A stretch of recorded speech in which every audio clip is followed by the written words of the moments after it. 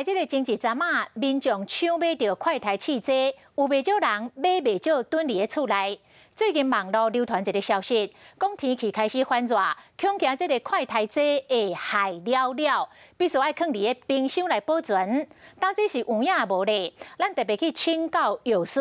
药师讲唔免哦，讲目前只有亚培这个牌子的快台汽车有标示会当冷藏，其他只要放伫一般的室温就会当，但是上好来避开着高温甲湿气较重的所在。我们家快餐4季还蛮多的啊，可是这要不要冰箱啊？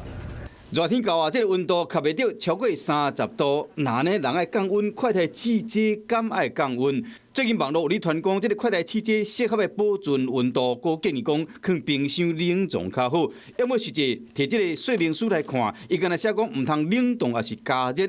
那呢，敢需要冷藏，真正互人雾煞煞。目前2大品牌来讲，雅培的话，他们原厂的话是说可以冰箱冷藏，可是首要的条件冰箱的温度，它温控必须是能够维持一定的2到8度。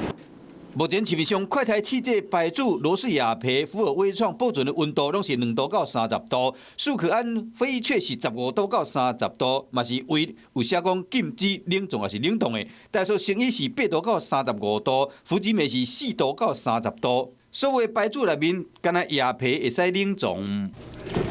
不过这一款唯一可以冰箱的快筛试剂，在拿出来之后呢，必须要回温20到30分钟才可以检测，以免失准。既然今海牌子拢袂使放入冰箱，那呢热天要安怎处理？所以就是可以考虑放在抽屉阴凉处。我想的话，基本上这个原则就可以了。甚至夏天的一个物流的运送，可能就无法由邮局来运送，因为这个温度更高，可能要专门的物流车。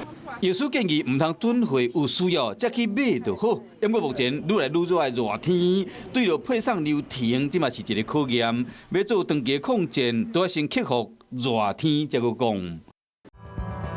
想要获取更多新闻资讯，想要看到主播最新的动态，赶快订阅华视 YouTube 频道。